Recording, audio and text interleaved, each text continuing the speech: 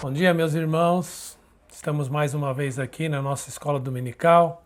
Estamos estudando na nossa escola dominical o Sermão da Montanha, que como consta em Mateus, capítulo 5. E hoje minha aula seria sobre Mateus, capítulo 5:10, Bem-aventurados os perseguidos por causa da justiça, porque deles é o reino dos céus. Entretanto, eu acredito que este texto esteja ligado aos dois próximos textos. Então, nós vamos falar, na verdade, sobre Mateus 5, de 10 a 12. E é possível que semana que vem o nosso professor Natanael aborde os mesmos textos, evidentemente com o brilhantismo dele, vai ter outras ideias. Então, eu quero ler com os irmãos para começarmos Mateus 5, de 10 a 12, que diz o seguinte: Bem-aventurados os perseguidos por causa da justiça, porque deles é o reino dos céus. Bem-aventurados sois, quando por minha causa vos injuriarem, vos perseguirem e mentindo, disserem todo mal contra vós.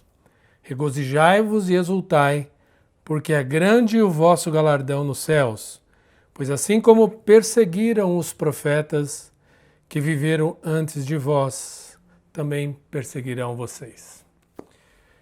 Imagine que você é um judeu que viveu nos tempos em que Jesus Cristo andou aqui na Terra, lá pelos anos 30, vivendo desde que nasceu sob o domínio de um opressor Império Romano, e sempre ouviu dos seus pais e de seus avós que um dia o sonho de todo um povo seria realizado e que finalmente viria o Messias, o libertador, que traria toda a felicidade que o povo sempre esperou.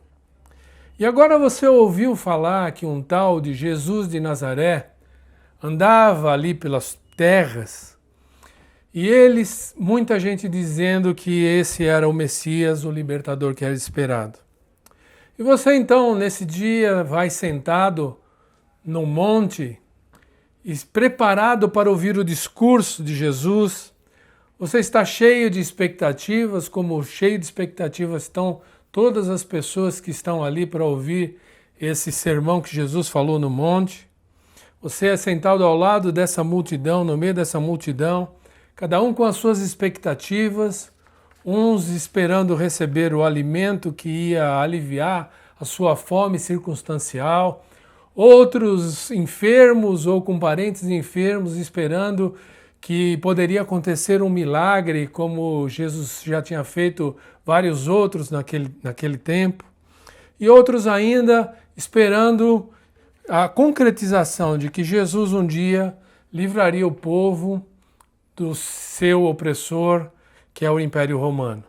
Todas essas pessoas sentadas, cada uma com a sua expectativa, e você ao lado dessas pessoas, um judeu típico, esperando o sermão de Jesus. E quando Jesus começa a falar, naquele dia o sermão, o discurso pareceu estranho para quem ouviu. Não foi como eles imaginavam. Jesus começa seu discurso falando: bem-aventurado, felizes são os pobres de espírito, felizes são os que choram, felizes os mansos, os misericordiosos, aqueles que promovem a paz, felizes são os perseguidos. Uma tremenda quebra de paradigma para os ouvintes. Naquele dia não houve pão para o povo, naquele dia não houve cura, naquele dia Judas foi para casa junto com os seus amigos zelotes, achando tudo muito estranho, aquela conversa. Como que poderiam herdar a terra prometida sendo mansos? Complicado. Demorou muito para que os discípulos, seus próximos seguidores, mais próximos de Jesus, entendessem o que Jesus estava querendo dizer naquele dia. Aliás, Judas nunca entendeu. E a multidão também não, porque tempos depois a multidão aparece gritando: crucifica-o, crucifica-o. Foi necessário que Jesus morresse, ressuscitasse, e que aqueles discípulos recebessem o Espírito Santo da parte do Pai, para que eles entendessem que aquelas promessas que Jesus fez eram promessas futuras, mas que tinham a capacidade, o poder de transformar, mesmo nas mais difíceis circunstâncias, mesmo sendo pacificador, mesmo sendo manso, transformassem aquelas pessoas perseguidas em pessoas bem-aventuradas, felizes. E de fato, os discípulos foram perseguidos, beberam do cálice, o próprio cálice que Jesus tomou, e se lembraram das palavras de Jesus que disse: como perseguiram a mim, também perseguirão a vós, meus discípulos. E eles foram perseguidos, eles foram mortos, eles foram torturados. A Bíblia conta sobre o martírio de Tiago, irmão de João, primeiro dos discípulos dos apóstolos, primeiro dos apóstolos a sofrer o martírio. Foi morto à espada por ação de Herodes, logo no começo da igreja. Isso está narrado em Atos capítulo 12, versículo 2. Depois dele, transcorre todo o Novo Testamento e a gente não tem notícia de mortes dos apóstolos, mas a história eclesiástica nos conta que todos eles morreram de maneira muito trágica. André foi amarrado numa cruz para que a sua morte fosse mais lenta e morreu crucificado. Pedro foi crucificado de cabeça para baixo, porque ele mesmo disse que não era digno de morrer como morreu seu Senhor. Depois de passar 9 meses na prisão, ele foi então crucificado de cabeça para baixo. Paulo também foi decapitado na época de Nero. E assim também aconteceu com Mateus, com Matias, Bartolomeu, Tomé. Todos foram mortos, perseguidos, martirizados. Morreram por sua fé, exceto João. João, que escreveu o Apocalipse, também autor do Evangelho, ele morreu em Éfeso, depois de ter passado pelo exílio na ilha de Patmos. Mas todos eles morreram bem-aventurados, morreram felizes, morreram por expressar sua fé.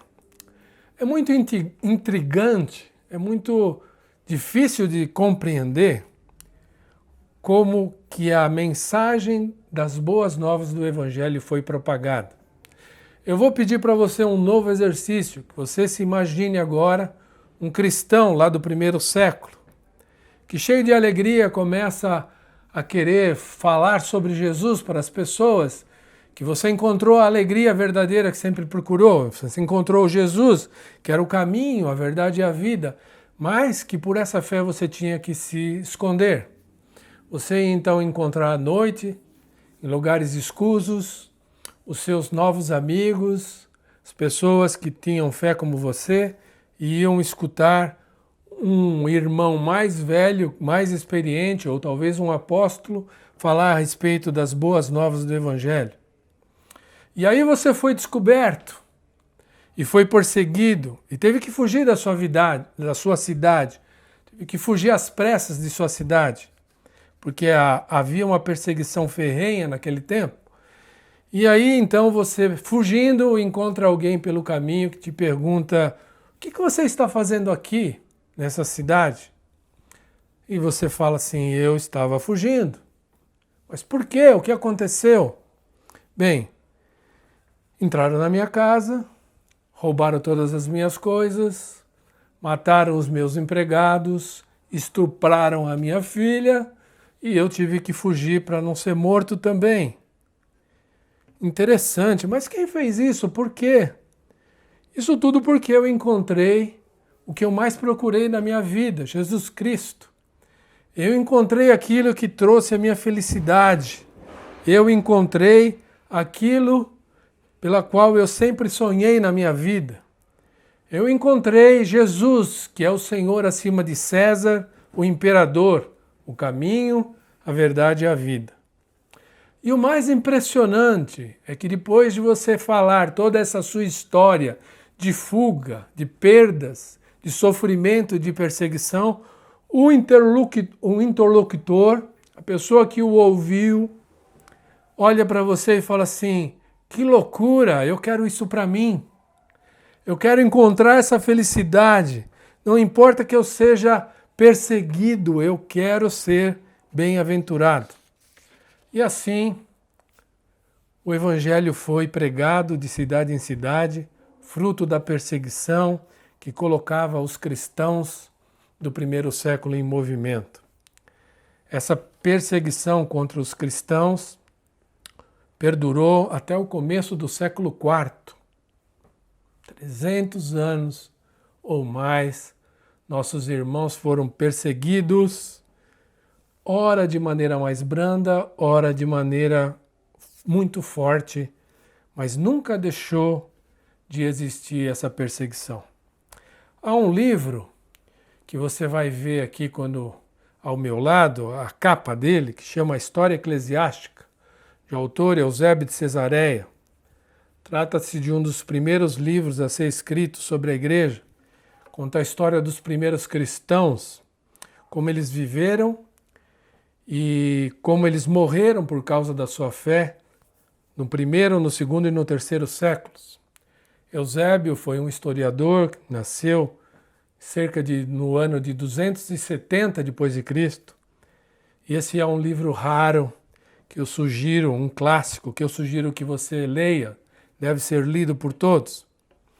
Você lendo vai descobrir a respeito da vida de tantos cristãos que morreram por causa de sua fé e perceber que essa morte, apesar de martirizante, uma morte deprimente, ainda nossos irmãos morriam com alegria porque estavam servindo o seu Senhor.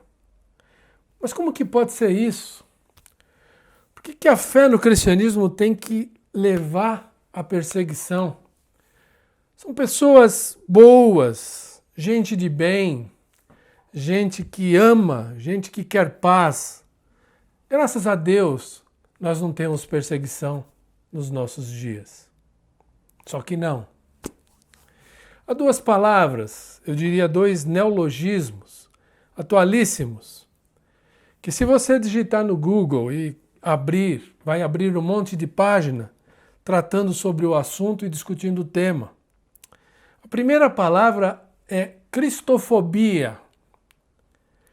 Cristofobia é definida no dicionário como ato de se rebelar contra Cristo, contra seus seguidores e contra o cristianismo. Cristofobia. Evidente que no mundo hoje há muita cristofobia, e isso de forma crescente. Acompanhe comigo a leitura, prestem atenção no texto que eu vou ler, que ele foi tirado de uma dessas páginas do Google que fala a respeito da cristofobia. Então diz assim, é um artigo atual. Por ano, em média, 100.000 pessoas são assassinadas, cristãos são assassinadas exclusivamente por não abandonarem sua fé em Jesus. Significa que, em média, um cristão é assassinado a cada 5 minutos por sua fé. Somem-se aos assassinatos os incontáveis casos de tortura, ações de grupos terroristas, exílio, desrespeito à liberdade religiosa e desrespeito aos direitos fundamentais. Em pleno século XXI, os cristãos de todas as tradições continuam sendo assassinados, torturados e presos por não negarem sua fé. O material que tem chancela do Vaticano estuda os casos de intolerância contra cristãos, sejam eles católicos, ortodoxos ou protestantes evangélicos. São apresentados perfis dos 13 países onde a situação é mais grave: China, Egito, Eritreia, Índia, Irã, Iraque, Nigéria, Coreia do Sul, Paquistão, Arábia Saudita, Sudão, Síria e Turquia. Esses são os países mais fechados, onde nossos irmãos estão sofrendo pelo mundo afora, com esse longo número de assassinatos que a gente tem por causa da fé. 100 mil assassinatos por ano. Mas, será que existe cristofobia no Brasil? País de tradição cristã católica? Sim, há. Basta você conversar com qualquer crente verdadeiro e sincero que quer pregar o Evangelho de uma maneira forte, que ele vai te contar a história de discriminação, vai te contar a história de oposição, histórias de bullying, de perseguição. As pessoas em nosso país são abertas para receberem qualquer tipo de crença. As pessoas no nosso país acreditam nas coisas mais bizarras e estranhas, nas doutrinas mais escabrosas que você pode imaginar. Mas quando você lhes fala a respeito de Cristo, de Bíblia, de igreja, logo torcem o nariz. Em nome de um Estado laico, as escolas de educação infantil no nosso país não podem sequer explicar qual é o verdadeiro significado da Páscoa. Porque se assim fizerem, serão chamadas a se explicar, porque ali no meio nem todo mundo é cristão. E como o Estado é laico, não é possível que se explique a respeito sobre a Páscoa nas escolas do governo, seja ela municipais, estaduais e federais. E assim, então, vivemos no meio desse turbilhão de pessoas, de discriminação, de oposição e de perseguição em relação ao nosso cristianismo. Quando que nas próprias escolas municipais, e aqui minha esposa é testemunha, porque vivenciou experiência como essa, que não pôde falar a respeito da Páscoa, mas ato contínuo, meses, semanas depois, estava lá sendo falado a respeito das religiões afro, como se fosse cultura em nosso país, deuses do candomblé, e podendo falar sobre orixás, mas sobre a Páscoa você não pode falar. Se você falar que a Páscoa é mais do que coelho e ovo de chocolate, você vai ter que se explicar no conselho. Melhorou muito depois que nós tivemos a mudança para um governo conservador, mas ainda existe o preconceito. Veja que interessante. E aqui eu já quero colocar a segunda palavra atual, o segundo neologismo que você vai encontrar também se colocar nas páginas do Google, que é crentefobia. Crentefobia. Se você digitar lá crentefobia, vai abrir diversas páginas discutindo sobre o assunto. E uma dessas páginas você vai ver de dia 6 de fevereiro de 2020, bem próxima, uma dessas páginas é assinada por grandes líderes evangélicos atuais, assinada por Augusto Nicodemos, Franklin Ferreira, Jonas Madureira, Luiz Saião, entre outros lá que estão relacionados. E lá, nessa página, foi feito um manifesto acerca das difamações e demonstrações públicas de desprezo contra os cristãos.